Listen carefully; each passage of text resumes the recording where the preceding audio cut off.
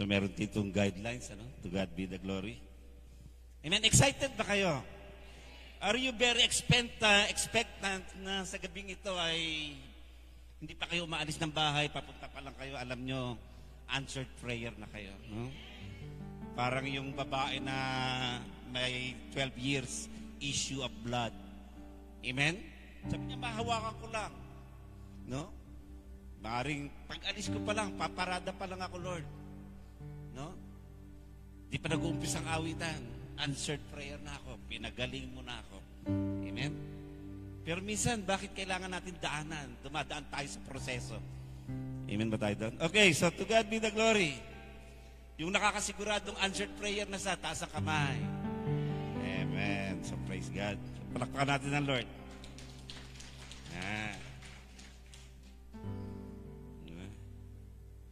Sige pa, tayo pong lahat ay tumayo. Itong kwento na ito na panalangin ni Jehoshaphat, I believe, alam na alam nyo. Amen? Alam nyo ba yung kwento sa 2 Chronicles chapter 20? Yung prayer ni Jehoshaphat? Tignan natin yung pattern. Amen? Okay. In 2 Chronicles chapter 20, verse 12. Babasahin ko sa Amplified Version. At ganito po ang sinasabi. Yan, nandun na ba tayo? Yan. Sabi niya dito, "O our God, will you not judge them? For we are powerless, and against these great multitudes which is coming against us. We do not know what to do, but our eyes are on you." Praise God. We do not know what to do, but our eyes are on you. Tayo po'y manalangin. Father God in heaven, in the mighty name of Jesus and in the power of the Holy Spirit, Lord, maraming pong salamat sa gabi ito. Ang aming mga mata ay nakatuon sa iyo. At kailanman hindi mawawala ang focus namin sa iyo. Hindi kami madidistract. Kung ano man ang naririnig namin o nakikita namin o nangyayari sa aming paligid, kasi ang aming mata ay nakatuon sa iyo. Salamat po sapagkat sa paggabing ito magpapakapahayag ka at katutugunin mo lahat ng aming mga samo at dalangin. Salamat sa aming answered prayer. To all the glory, Father God, in Jesus' name we pray. Amen. So, ang title po ng message ay, I Can Take My Eyes Off You. Actually, it is a love song. Amen? It is a love song. Inabot niyo ba yun? I remember nung elementary ako, high school. Amen? Yung pelikulang Deer Hunter. No? Si Robert De Niro ang bida doon. Napakabata pa ni Robert De Niro. Amen? Ang theme song doon ay yung I Can Take My Eyes Off You. No? Hindi ko sinasabing maganda yung pelikula, maganda yung kanta. Amen? Kaya lang, biblical pala yun. Our eyes are upon you. No? Kaya binigyan ko siya ng title na, no? Actually, dati kay Maluko lang ito sinasabi. I can take my eyes off you. Amen. Dapat pala sa Panginoon natin sabihin yun. Amen ba tayo doon? So praise God. So tingnan natin yung kwento. Sa 2 Chronicles chapter 20, so ito yung great multitudes. Amen. 3 kingdom. At ibinalita kay Jehoshaphat, there is a great multitudes. Aatakihin tayo. So anong ginawa niya? Tinipon niya lahat ang Israel, ang taong bayan, and they prayed. At siya ang nanguna sa panalangin. Sabihin mo sa katabi mo, dahil warrior ka, dapat ikaw ang nangunguna sa panalangin. Ayan. So, may problema, tinipon niya lahat ng tao, tara, pray tayo. Amen? Ganun ba tayo? Pag may problema, nagyayaya ka agad ng makakasama sa panalangin. Dapat ganun. Amen ba tayo doon? Ito sinabi ng doktor, ito yung mga maniningil na wala kang pambayad. Magyaya ka ng kapartner mo, tara, pray tayo. No? Baka sabihin ng kapartner mo, hindi, wag na tayo mag-pray, meron akong pera dito, ito na. What to God be? Nangyari sa akin yun. Amen? Ang dami kong utang, ni-write off. Nung naging pastor ako, sabi mo sa katabi mo, gusto mo bang mawala na utang? Magpastor ka. May mga utang ako na write off talaga nung naging pastor ako. To God be the glory. God is so good. Okay. So tingnan natin yung prayer ni Jehoshaphat. Amen? Simulan natin sa verse 5. Babasahin ko sa tingnan natin yung pattern, no? May nabasa lang ako sa kay sino to magaling sa computer? Yung Hudyo? Si Elon Musk. So meron siyang AI na ginawa, yung Glock. Alam niyo ba yung Glock? AI. So tinanong nila doon, ano yung pagkakaiba o pagkakaparehas ng prayer sa Old Testament at prayer sa New Testament. Pinakita yung pattern, parehas yung pattern. Amen? Nandun yung acknowledgement, nandun yung honoring, worship, petition, and thanksgiving. Parehas yung pattern. No? Gumapit pa sila ng AI. Alam naman natin yung pattern ng prayer. Amen ba tayo doon? Sabihin mo sa katabi mo, hindi mo na kailangan ng AI. Okay. So yung prayer simulan natin sa verse 5, no? Then Jehoshaphat stood in the assembly of Judah and Jerusalem in the house of the Lord in front of the new courtyard.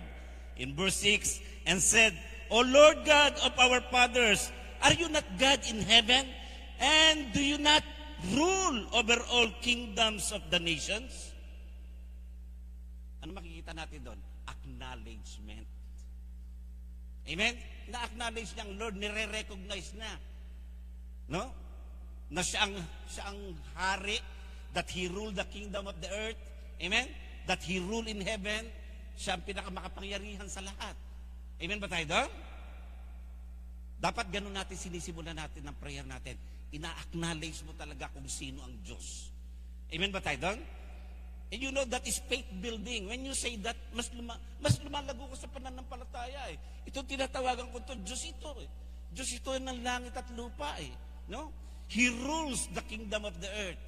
He governs who governs the nation of the earth. It is written in Daniel, ilang beses sinabi, no? In Psalms, in Isaiah sinabi. He rules the kingdom of the earth. He governed the nation. Sinabi yan. Ilang beses sinasabi sa New Testament, sa Old Testament yan. Pero sa New Testament, yung mga prayer natin, parang hindi natin nababanggit yun. Amen? So praise God. And then sabi pa dito, no? And do you not rule over all the kingdoms of the nation? Power and might are in your hand. There is no one able to take a stand against you. Power and might. At alam niyo ba yung power and might na yon? Pinagkatiwala sa atin yun eh. Amen ba tayo doon? No? Nung sinabi niyang, all power and authority has been given to me, now go and make disciples. Amen? Pinagkakatiwala sa atin yung power and might na yun. Amen ba tayo doon? Na dapat binabanggit natin sa panalangin yun, nire-recognize natin talaga. Amen? Ina-acknowledge talaga natin. And that is faith building. Amen? Pinalalakas mo yung pananampalataya mo, sinasabi mo kung sino talaga ang Diyos. Amen? And in verse 7, O our God, did you not drive out the inhabitants of this land before your people Israel and give it forever to the descendants of your friend Abraham? Praise God. And in verse 8, they have lived in it and have built you a sanctuary in it for your name, saying, if evil comes on us, or the sword, no? Actually, nung inauguration, nung dedication ng templo, amen, ito yung prayer ni ito yung prayer ni Solomon eh. Pupunta sila dito, mananalangin. Pag dumadana sila ng plague, sword, famine, drought, tatawag sila sa iyo. Anumang evil lang nangyayari sa kanila, sa lugar na ito, sa templo ito, you will answer them. So alam nila ang prayer of their ancestors. Alam nila ang prayer ni Solomon nung i-dedicate yung templo. Ngayon kung sasabihin natin yan sa ating kongregasyon, lahat ng pupunta sa preaching point na ito, pagpasok pa lang sa pinto na yon, they will be blessed, they will be healed, they will be restored. Ano man ang problema nila, katatagpuin ni Lord. No? I-prenay na yon nung itinayo yung templo. At in-honor ng Lord yun. No? And they know na pag sinabi nila yon, i-honor ng Lord. Amen ba tayo doon? Kasi nung nag-pray si Solomon noon, nung dinedicate ng templo, grabe, bumaba talaga yung kaluwalhatian ng Lord eh. And the priest cannot minister eh. It is there in Second Chronicles chapter 5 or First Chronicles chapter 5. Amen? So to God be the glory. If evil come on us, or the sword, judgment, or plague, or famine, we will stand before this house, before you. For your name and your presence in this house, we will cry out to you in our distress, and you will hear and save us.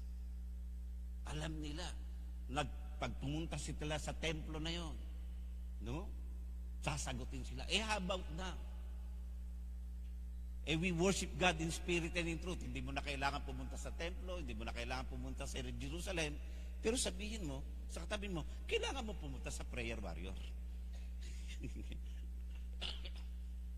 Amen ba tayo doon? Sa praise God. Huh? In verse 10, now behold, the sons of Ammon and Moab and Mount Seir, whom you would not allow to Israel to invade when they came out on the land of Egypt, they turned away from them and did not destroy them. Take you. Dito malalaman mo, the Lord honor relationship. Amen? Lahat ng nasyon nun, pinasakop, pinatalo sa Israel paglabas nila ng Egypt. Pero yung Moabites, yung Ammonites, saka yung mga tiga Mount Seir, the Edomites, amen? Kamag-anakan nila yan eh. Kaya hindi yan pinalusob sa Israel eh. Nung lumabas sila sa Egypt, amen? Iniwasan nila.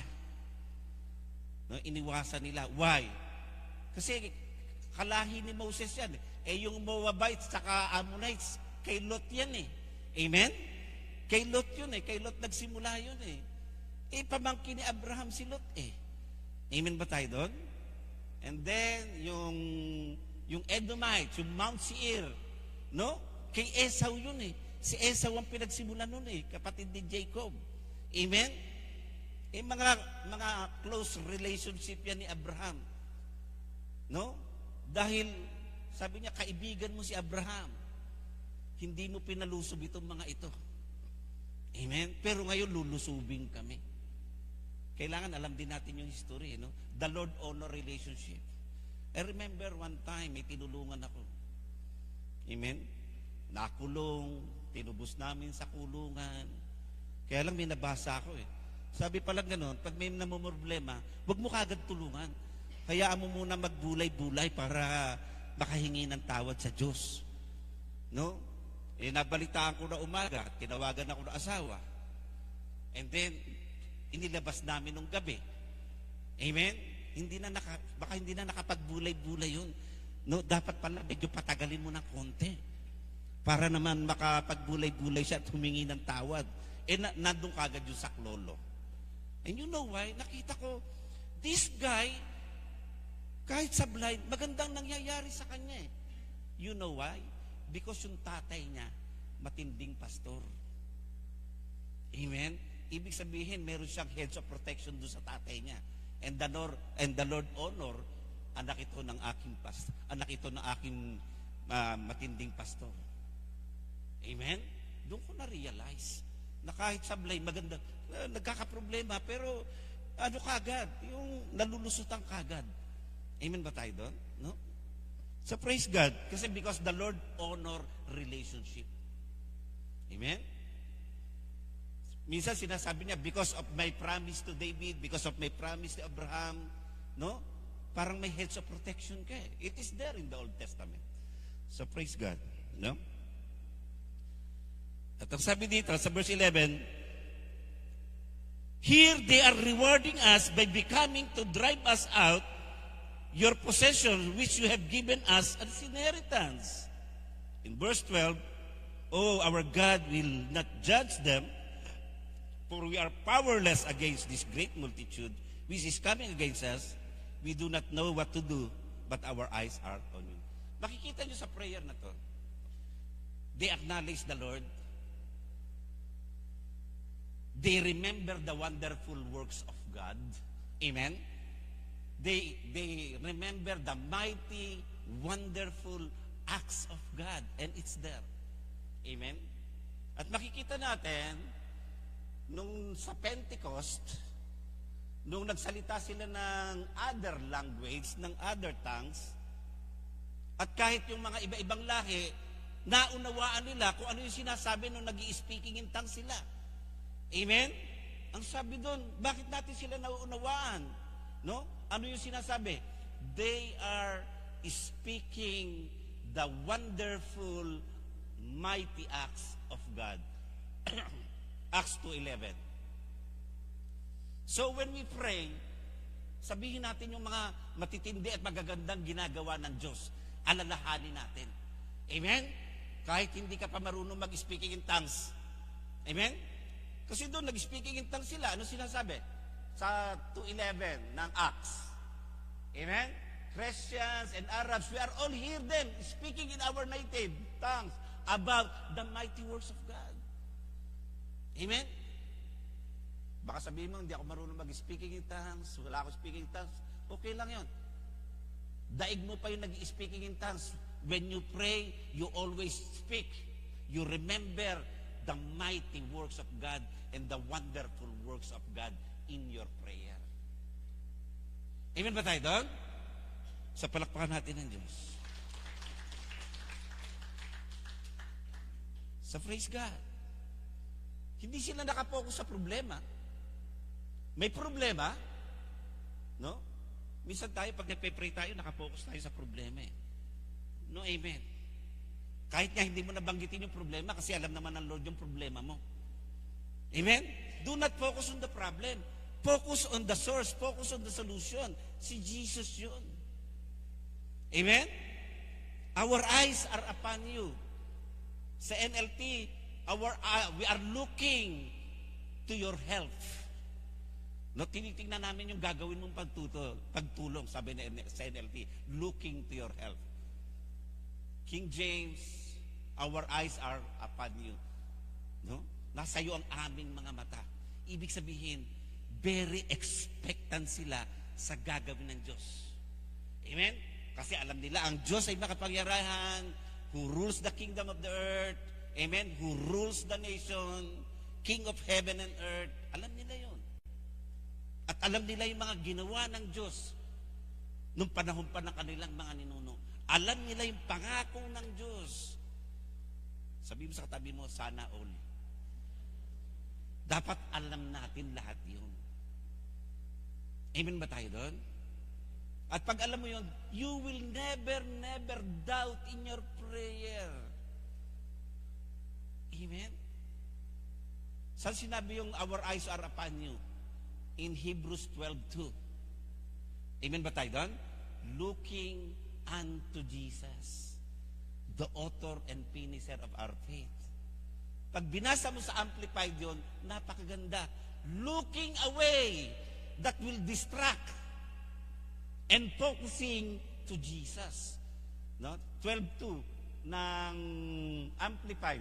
Looking away from all that will distract us. Minsan, pag nagpe-pray tayo, lahat sinasabi natin. No? Parang nakapokus tayo sa problema, hindi tayo sa, no? Dapat nakapokus tayo doon sa gagawin ng Diyos. Sabi ng isang pastor kagabi, ni Pastor Noel, yung problema mo, kahit na kaano kalaki yan, tuldok lang yan sa napakalaking solusyon ng Diyos. No?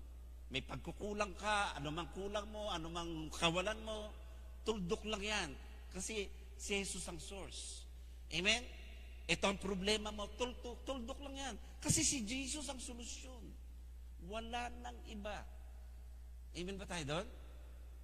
Kaya nga, looking unto Jesus. Ito maganda. Looking away that will distract you. Amen? Then focusing our eyes unto Jesus. Sa panahon ngayon, madidistract ka talaga eh. Amen? Sa media, sa Facebook ka lang, mag-scroll ka lang doon, mawawala talaga ang focus mo. Kung ano-ano sinasabi, kung ano-anong balita ang nandun. Hindi mo na kailangan ng newscaster. Nandun na lahat sa Facebook, nauna pa. Amen? Kaya nga meron doon irresponsible journalism. Kasi wala pa sa news, binabalita mo na. No? May binomba doon, wala pa sa news, pinakita mo na yung bomba. That is irresponsible journalism. Kaya ang daming natatakot tuloy. Amen ba tayo doon? No? Sabihin mo sa katabi mo, kung magpo-post ka man, huwag yung nakakatakot. Oh, may binomba doon, may binomba rito. Grabe. Ang sabi sa Numbers anything na magdadala ng takot, that is an evil report. Pag ikaw may pinos at may natakot, it is an evil report. Amen? It's there in Numbers 13. So praise God.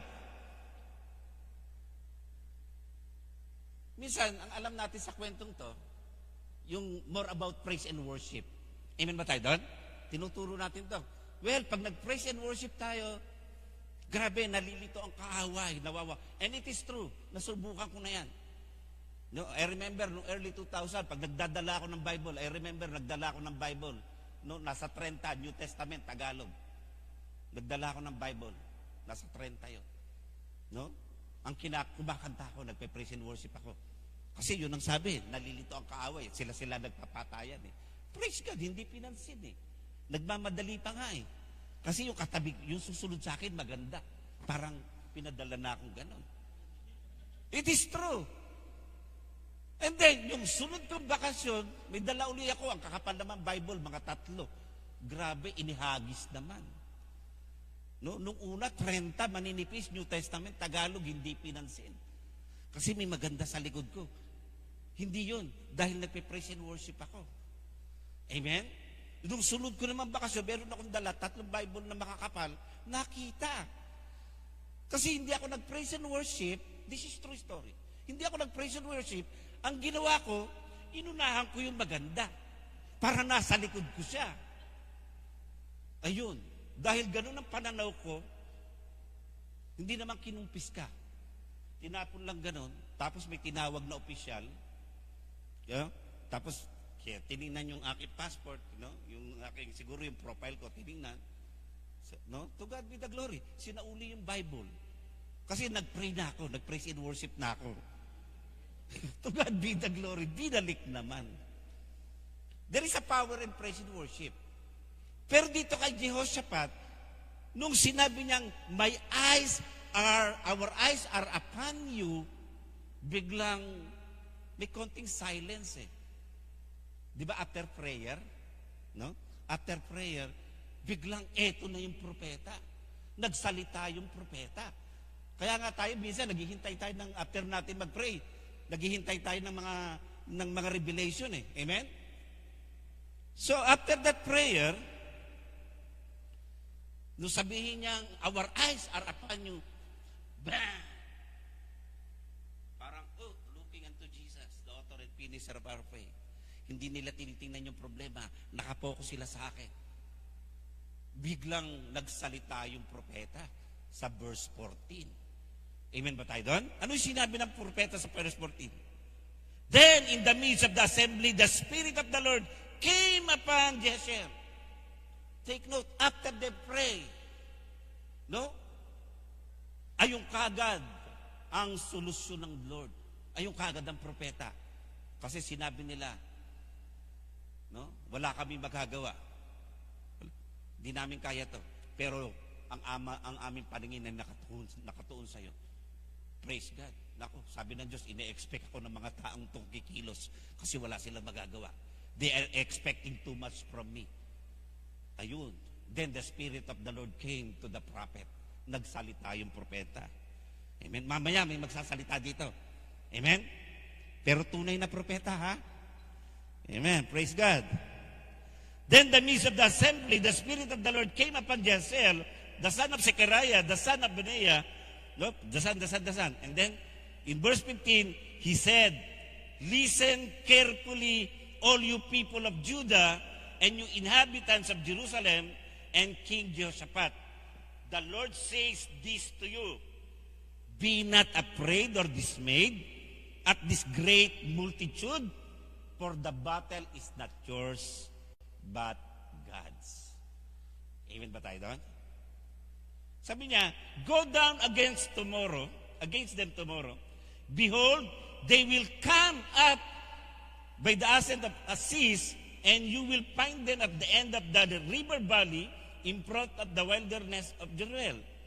You need not fight in this battle. Hindi, wala kang gagawin. Hindi mo kailangan lumaban. The battle is the Lord. Amen ba tayo doon? Praise God. No? Take your position, pero pumosisyon ka lang. Pero wala kang gagawin, manunood ka lang. Answered prayer ka na. Amen? Kasi nakatingin ka sa akin eh. You are expecting too much from me. At hindi ka na-distract sa problema. Nag-focus ka pa rin sa akin, sabi ng Lord. Amen ba tayo doon? Ganun ang sinasabi ng Lord. But praise God, ang dami nang nangyayari ditong problema, pero hindi na-distract, nakafocus pa rin sa akin. Very expectant sa gagawin ko. Pag ganyan ang puso mo, answered prayer ka na. Amen? At ang sabi dito, take your possession, stand, and witness the salvation. No? Yun ang sinabi sa Psalms 91 eh. No? A long and satisfying life, and I will shew him my salvation. 91:16 ng Psalms. Sabi niya doon, I will give them long satisfying life, and shew them my salvation. Lagi mong makikita ang pagliligtas ng Diyos. Ano bang problema yan? Anong kakaguluhan yan? Lagi mong makikita ang pagliligtas ng Diyos. Sabi niya, I will show them my salvation. Kaya ito, pumusisyon ka lang. No? For you to witness, para ipamalita mo rin. Amen? Ganun na sabi. No? You need not to fight in this battle. Take your position, stand and witness the salvation of the Lord who is with you, O Judah and Jerusalem. Do not fear or be dismayed. Tomorrow, go out against them, for the Lord is with you. Pinalabas sila. Hindi para makipaglaban. But take your position. Kasi gusto ko, ma-witnessan nyo, makita nyo yung pagliligtas ng Diyos. And then, praise God, umawit na sila. Kasi answered prayer na sila. Nagpuri na sila kasi answered prayer na sila. Amen ba tayo doon? Ang turo natin, pag tayo umawit, nalilito ang kaaway, sila nagpapatayan. Kasi yun ang nangyari. Nung umawi sila nagpatayan. 3 kingdom yun, sila nagpatayan. Amen ba tayo doon? Tingnan natin. In verse 20, 2 Chronicles pa rin, verse 20, so they got up early in the morning, and dito, nung marinig nila yung propeta, nagpuri sila sa Diyos. Amen? Hindi ko na lang binasa. After na nagsalita na yung propeta, nagpuri sila sa Lord. Nagpuri sila ng gusto, nagpasalamat sila ng gusto sa Lord. And then in verse 20, so they got up early in the morning, went up into the wilderness. Amen? In verse 21 na tayo, when he had consulted with the people, so eto na, inarrange niya na yung mga aawit, praise God, no? At anong inaawit nila? Sa verse 21, praise and give thanks to the Lord, for His mercy and loving kindness endure forever. Napakasimpleng kanta. No? Chorus lang. Praise the Lord, give thanks to the Lord, for His mercy endureth forever. Nung dinedicate yung templo, yan lang din ang kinakanta nila. Praise the Lord, your mercy endureth forever. Bumaba yung kaluwalhatian doon sa templo. Hindi makapag-minister yung mga Levites and priests. Ito gera, ito rin yung inaawit nila. Kasi answered prayer na sila. Nung bumaba, nagsalita yung propeta, nagpuri sila. Ito na yung gera, inarrange uli yung mga manganganta, nagpupuri sila. Kasi wala silang gagawin eh. No? Eh sinabi ng Lord, the battle is your mine. Wala kayong gagawin, pumosisyon lang kayo. Makikita niyo ang pagliligtas ng Diyos. Wala tayong gagawin. Ang kailangan natin, magpuri at magpasalamat sa Diyos. Amen ba tayo doon? Answered prayer na tayo. Wala tayong gagawin. Pinatatayo lang tayo doon ng Lord. Purihin na natin ng gusto ang Diyos. Amen ba tayo doon? So praise God. In verse 22, and when they began singing and praise, ayun na nga, when they began singing, nagpataya na sila. Pero sabi ng Lord, dahil nakatingin kayo sa akin, nakapokus kayo, at hindi kayo na-distract sa problema, sa great multitudes na ito, and you are very expectant to me, hindi nyo kailangan lumaban. Ako ang lalaban. Amen? Doon pa lang, answer, alam na nila ang gagawin ng Diyos na sila magpapatayan. Kasi nakatingin kayo sa akin. Amen ba tayo doon? Ang turo natin, kasi nag-praise and worship, kaya sila nagpatayan. Amen yun. Amen yun. Amen yun. It is true. Nagawa ko yun, nakita ko. Amen? I have experienced that. No? Pero, after they prayed, nung sabihin nilang, our eyes are on you, ando na yung solusyon, wala kayong gagawin. Akin ang laban. Nagpapasalamat nilang sila, nagpupuri, kasi answered prayers sila. Amen ba tayo? Kaya dito, ngayon pa lang, dahil ang mata natin ay nakatingin sa Diyos, at alam ng Diyos ang mga problema natin, at hindi tayo nadidistract, anumang sakit yan, anumang kaguluhan yan, anumang kakulangan yan, alam na ng Diyos yan. Pero sabihin mo, Lord, sa'yo ako nakatingin. Alam ko may gagawin ka. Ang gagawin natin ngayon dito, magpupuri at magpapasalamat ng gusto sa Diyos. No? At makikita mo na lang, yung mga kaaway mo, patay na. And then after that, ang sabi, yung spoils of the enemy. Amen? Yung kayamanan nila. Grabe, 3 araw nilang hinakot sa dami. Tatlong kingdom yun eh. Amen? 3 araw nilang hinahakot. Sabihin mo, after this prayer warrior, 3 araw ka maghahakot nang nadibor sa'yo ng kaaway. Tayong lahat ay tumayo. I want to minister. The Lord want to minister. Amen? May problema ka sa pera, hawakan mo yung bulsa mo. May sakit ka sa puso, hawakan mo puso mo. Kung wala kang sakit sa puso, masama ang loob mo, hawakan mo pa rin yung puso mo. May sakit ka sa ulo, hawakan mo ulo mo. O kung wala kang sakit, baka yung mga magulang mo may sakit doon, hawakan mo. Ano mang parte ng katawan mo, hawakan mo. Amen? Kung gusto mong itaas yung wallet mo, itaas mo. To God be the glory. Lord, nagpapasalamat ako sa iyo. Pupunuin mo ang aming mga kabahan. Ngayon, hinahawakan namin, Lord, itong mga sakit na ito, right now, sa iyo kami nakatingin. We are very expectant. Hinahawakan namin ang aming parte ng aming mga katawan. We need healing. We need restoration. And right now, Lord, makikita namin ang kagalingan ng bawat isa. In Jesus' name. At wala kaming gagawin kundi pupurihin ka. Luluwalatiin sa gabing ito. At magpapatayan ng mga kalaban. At hahakutin namin ang lahat ng ninakaw nila sa amin.